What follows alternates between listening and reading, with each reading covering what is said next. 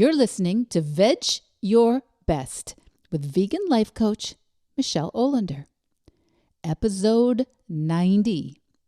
Your brain is unbelievable.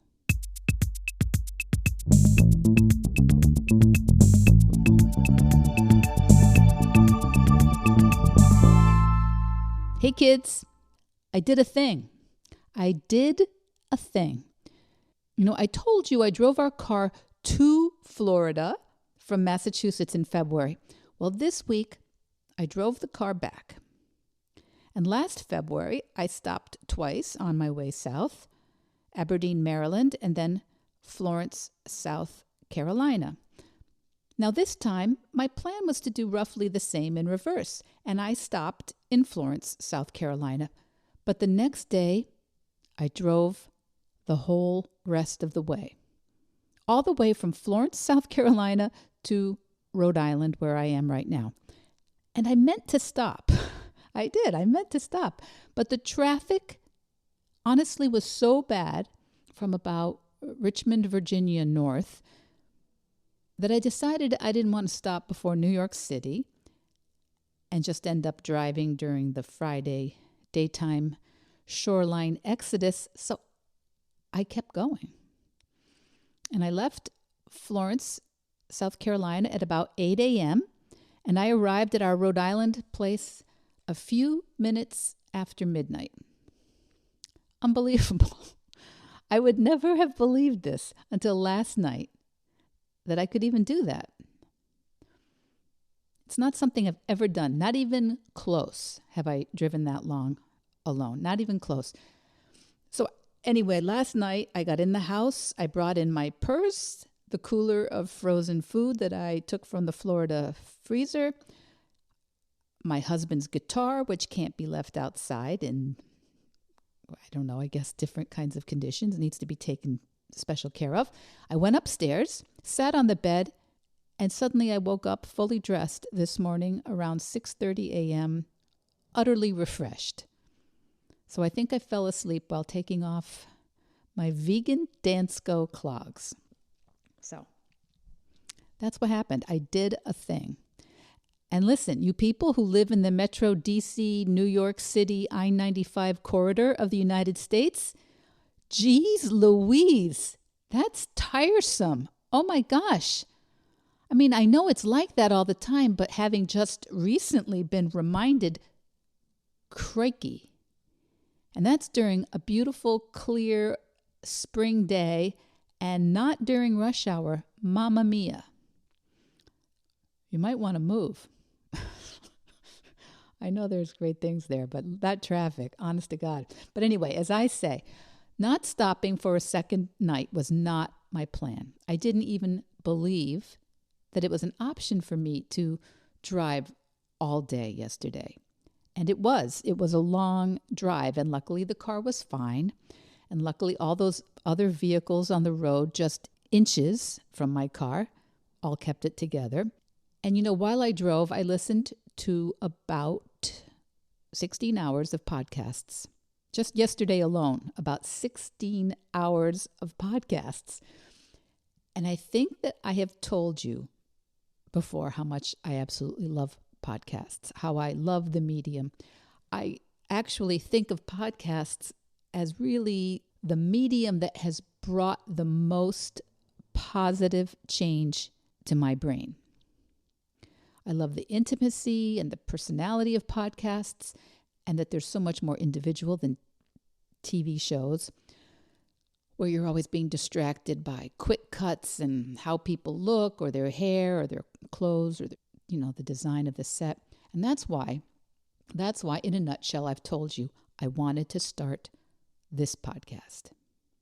Because I wanted to be able to regularly, once a week, offer encouragement, offer companionship, offer a little support to anyone on their vegan journey. I want to just drop a few sentences in your brain each week that essentially tells you, I know you can do it. Because, I didn't think that I could do it either. Not at the beginning. I thought I could never commit to a vegan practice until I stopped thinking that. And I thought I could never commit to a weekly podcast until I stopped thinking that. I also thought that I could not drive from South Carolina to Rhode Island by myself in one day. But bit by bit, I've allowed myself to start unbelieving some thoughts. That's what we're talking about today, the process of unbelieving. What comes up for you when I say, have you ever unbelieved something? Have you ever stopped believing something that you used to believe? You know, we have something like 50 to 70,000 thoughts per day. They're always popping in. They're always popping out. And a good percentage of them are ones that you actually thought yesterday and the day before and the day before that. And a lot of it is, truth be told, complete nonsense. Or maybe it's a fragment from that cartoon Family Guy, or what you call your sister-in-law behind her back, or your childhood phone number, or the lyrics to a song that came on the radio. All kinds of thoughts just come through. And just because you've thought something, you already know. You don't believe everything you think. You don't have to do anything with everything you think. My coach compares this to the scroll on the news. It's all going down on the bottom. Weather, upcoming TV programming, the show's advertiser or sponsor's name, news bulletins. And your thoughts are the same. They're like that scroll, constantly rolling all day long. And we know a bunch of it is super pointless. A lot of it is just mental noise. We don't believe all of it. But from time to time, something will come up, something happens, and that thought pops up and we go, oh, look at that. We pull out the thought and we give it some attention. And maybe we have some proof for that thought or corroboration. And then that really anchors the thought. It makes it much more sticky, much more difficult to remove. And if we have a new goal, we may not have all that many practiced thoughts to support some new idea, some new plan, some new regime. We tried it, we started the goal, we chose the goal because we had some belief, we had some excitement, we had some dopamine hit of fun energy about the new plan, and we have some exciting new thoughts. And in our community, those new thoughts might be things like, I want to be vegan. I want to cut out all the animal fats. I want to lower my cholesterol. I want to eat in a way that's more sustainable. I want to live in a more ethical way. Or I want to opt out of industrial animal agriculture. But for years, decades maybe, we've been thinking other thoughts, right? Lots of other thoughts. And if you grew up in this culture, in the US or Canada or Europe, even if we didn't totally believe all the thoughts we had about animal products, they were going through our brains. We were told them. We saw them in the ads. Our teachers told them. We did units in school. We saw the guidelines for the school lunch program. And we had thoughts like, well, where would you get protein? What would you even eat? Veganism's pretty unusual, and so many vegans look unhealthy. It's very complicated to combine foods healthfully. It takes a lot of willpower. You can't travel. Vegans are awfully political. Vegan food is mostly very weird. Tastes like cardboard. And actually nobody likes being with vegans because veganism is so restrictive. So even if you and I know, actually intellectually really know that those sentences are just things people have said jokes people have made, ideas that have been debunked, even if you know that research and science have all kinds of data to support a plant-based diet and a vegan lifestyle, it's hard to get rid of a lot of those thoughts because those thoughts will continue to pop unbidden into our brains. So when we have a hiccup, when we have a problem meal or day or week, when we have trouble finding what it is we want, when we get attitude from a family member or a restaurant server, or when no one helps us or remembers our requirements, when no one supports us, well, then suddenly that problem, that challenge, that issue can find some corroboration from those old beliefs. That old scroll that's been rolling in your brain for almost ever. You know, I'm on a bunch of Facebook groups for new vegans and midlife people to try and support them in transitioning to veganism or plant-based foods. And this is a daily occurrence. Someone who has been vegan for a couple of weeks or maybe even just a few days, well, their face breaks out or they have eczema or they feel tired and suddenly they start posting, oh my God, I'm concerned I'm not getting enough protein. Maybe I'm malnourished. Maybe I have a vitamin deficiency. So I am not making fun. I'm not making fun at all. I am mentioning this because it goes to show how sticky some of those thoughts in our culture are about vegans and eating plant-based.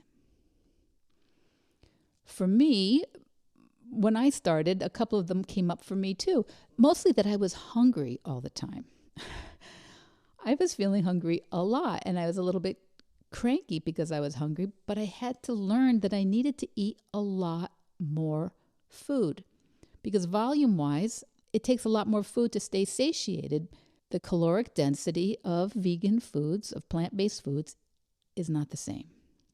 The caloric density of animal products is much higher. And I've also been socialized as a woman in this Western diet culture, which talks about small portions and this idea of a high quality protein.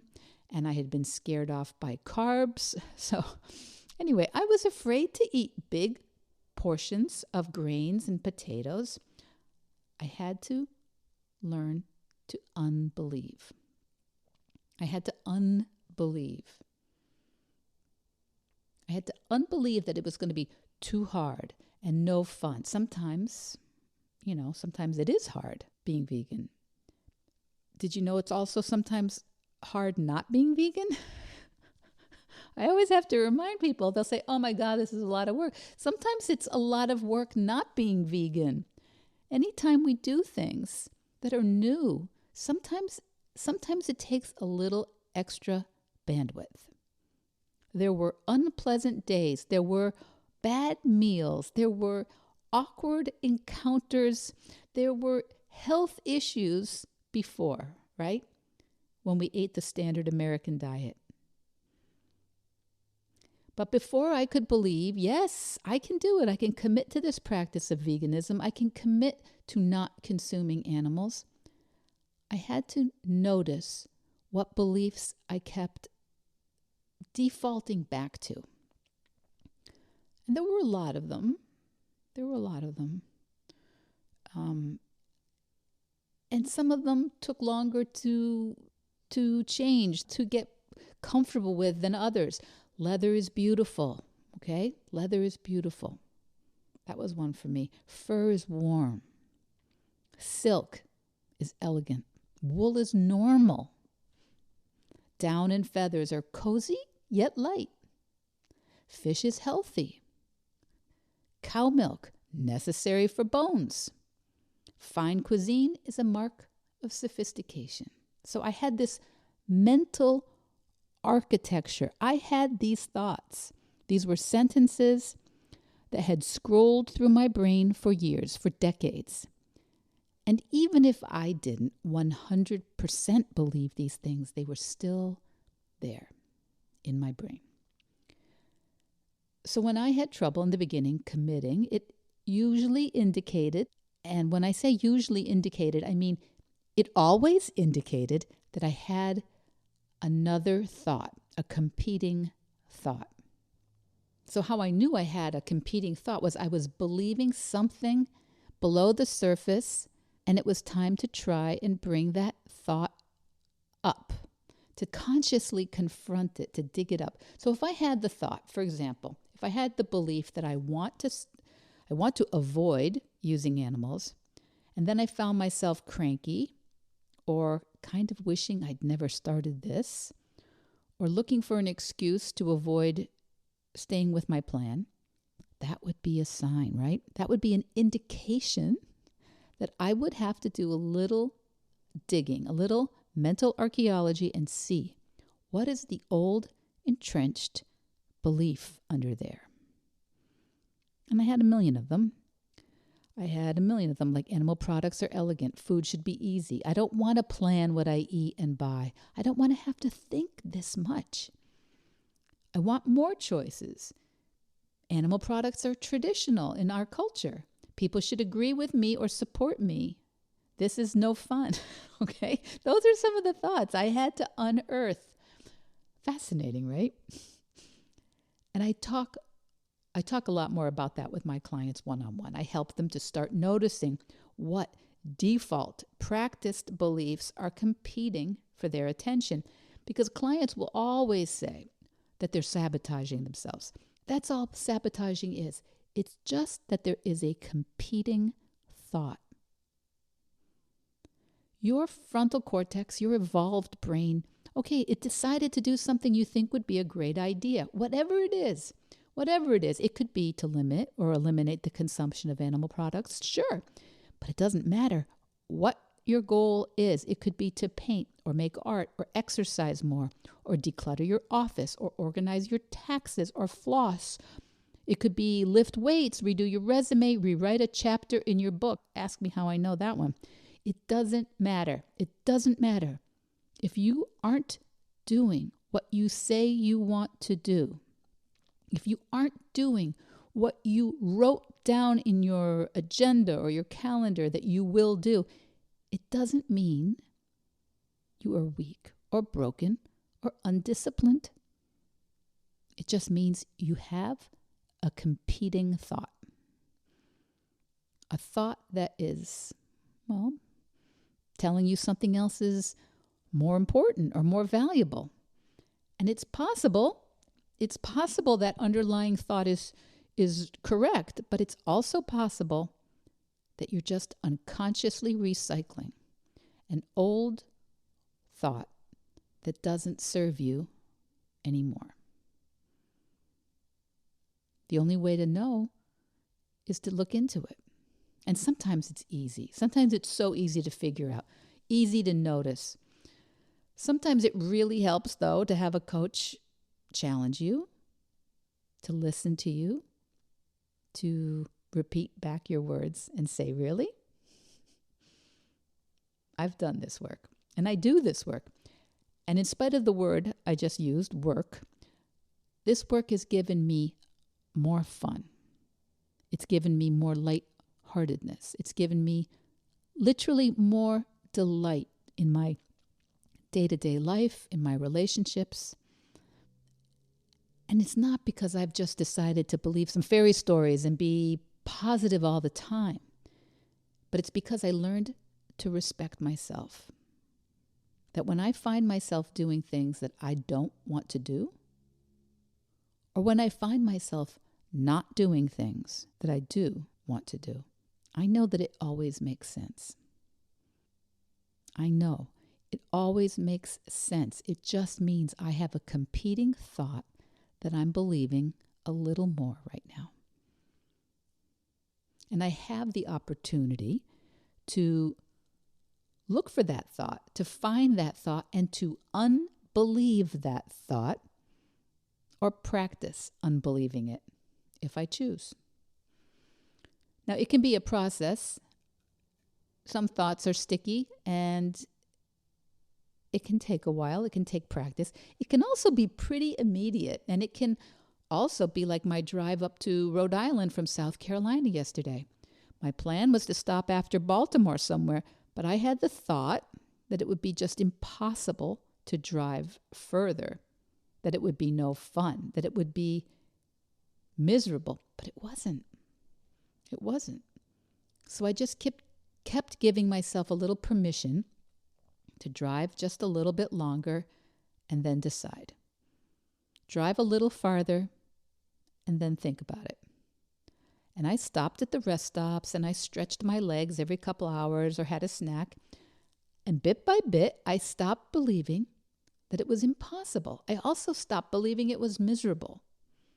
I started to believe, yeah, this is no big deal. It's almost fun. It is fun. This week, in the weekly email, and I before I go on, are you signed up for my weekly emails? There's a link in the show notes and on my Instagram profile. You can find it easily. You can sign up for the email that comes out every week. I send a short blast with a quote or an idea or something that's going on, or a behind-the-scenes glimpse of my messy mind and my attempts to keep it straight. So this week in the email, I will send you the list of podcasts that I listen to on my drive for 16 hours on Thursday and for about 9 hours on Wednesday. And if you would like to see how unbelieving competing thoughts works in your life, it starts with a phone call. You can just follow the links to my calendar or email me, message me, Instagram me. You know, you already know that you don't believe every thought in your head. That's because you already really do know your brain is unbelievable. I never thought that I could be here. I never thought I could be vegan. I never thought I could be having this much fun. I never thought that I would be so excited to be turning 63 in a couple weeks. I never thought that we'd be closing in on 100 episodes of Vedge Your Best. I never thought I would be working with the most brilliant clients. I never believed any of those things until I stopped believing those things. Okay, kids. I'll see you next week. Vedge Your Best podcast production, music, and editing by Charlie Weinshank. Thanks, Charlie. Before you go, it would mean so much to me and the Vedge Your Best team if you would hit subscribe, leave us a 5-star review, or share with someone you think might be interested. Something about algorithms, it helps bump us up a little in the rankings, and that's the best way to help others find the podcast and for us to find our audience. So, until next week, make it easy and Vedge Your Best.